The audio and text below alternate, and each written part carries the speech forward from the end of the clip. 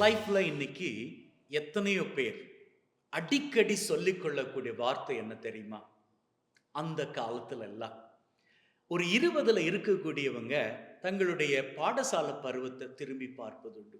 அதுவே ஒரு 60ல இருக்கக்கூடியவங்க தங்களது வாலிப பருவங்களை திரும்பி பார்ப்பதுண்டு. அதற்கு மேலாக இருக்கக்கூடியவங்க தங்களது திருமண பருவம், இன்னும் தங்களது குடும்ப பருவம், இவற்றையெல்லாம் அப்படி எண்ணி பார்க்கக்கூடியவர்கள். அப்படி எண்ணி பார்க்கின்ற வேளையில மனதுல வரக்கூடிய ஒரு ஏக்கம் என்ன தெரியுமா? இந்த வாழ்க்கை மீண்டும் கிடைக்காதா? அன்பின் உள்ளங்களே, கடந்து போன வாழ்க்கை மீண்டும் கைகூடாது. ஆனால் இருக்கின்ற வாழ்க்கை வீணாக போகக்கூடாது. ஆகவே நாம் என்ன பண்ணணும்? கடந்த வாழ்க்கையில நாம ஏதாவது இழந்து போயிருந்தால் இப்போ இருக்கிற வாழ்க்கையில அதை பெற்றுக்கொள்ளும்படியாக ஆண்டவரை கெட்டியாக பற்றி பிடிக்கணும்.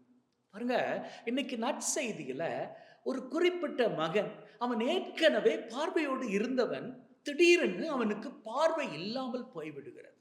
பார்வை இல்லாமல் போன அந்த தருணத்துல அவன் ஏங்குகிறான்.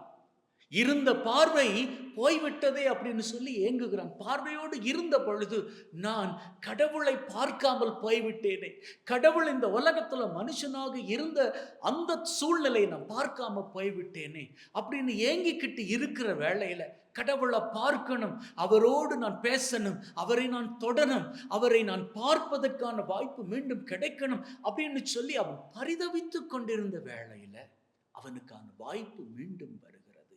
நம்ம வாழ்க்கையில இழந்து போன எந்த வாய்ப்புகளும் நமக்கு திரும்பாது. ஆனா இருக்கின்ற இந்த வாழ்க்கை இருக்கிறதே, இந்த வாழ்க்கை இன்னும் வாய்ப்புகளோடு தான் இருக்கிறது. இந்த வாய்ப்புகளை நாம 20ஆக இருந்தாலும் 60ஆக இருந்தாலும் அதற்கு மேலான வயதோடு இருந்தாலும் இருக்கின்ற வாய்ப்புகளை நாம் இழந்து விடாது வாழ்ந்து கொள்வோம். அவ என்ன தெரியுமா பண்ணா? இயேசு அந்த இடத்துல போறாரு அப்படின்னு சொல்லி கேள்விப்பட்டதும் இயேசுவை பெயர் சொல்லி கூப்பிட்டதும் பரபரப்பாக போய்கொண்டிருந்த இயேசு அவரது பயணத்தை நிறுத்தி அவனை பார்வை பெறும்படியாக ஆசீர்வதித்தார். அதுபோலதான் நம்முடைய வாழ்க்கையிலும் ஆண்டவராகிய கடவுள் என்னதான் வேலைகள்ல ஈடுபட்டுக்கிட்டு இருந்தாலும் நாம அவருடைய நாமத்தை அழைப்போமாக இருந்தால், நாம இழந்து போன ஆசீர்வாதங்களை எல்லாம் நினைத்து, ஆண்டவரே இந்த ஆசீர்வாதங்கள் என்னுடைய வாழ்க்கையில் இழந்து போய்விட்டது, ஆனால் இப்போ இருக்கிற வாழ்க்கை எனக்கு இன்னும் ஆசீர்வாக வேணும், நான் மீண்டும் பார்வை பெற வேண்டும், என்னுடைய வாழ்க்கை மீண்டும் பொதுப்பழிவு பெற வேண்டும் அப்படின்னு சொல்லி நாம கேட்டு அவரை நோக்கி குரல் ஒலி எழுப்புவோமாக இருந்தால் நிச்சயமாக அந்த மகனுக்கு பார்வை கொடுத்த கடவுள், மீண்டுமாக பார்வை கொடுத்த கடவுள் உங்களது வாழ்க்கையிலும் மீண்டுமான ஆசிரியின் வாய்ப்பை பெருக்கி விடுவார்.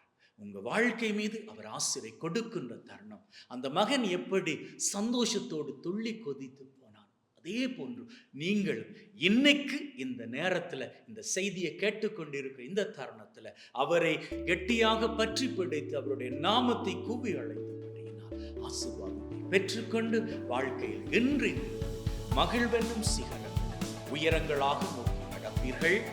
Amen.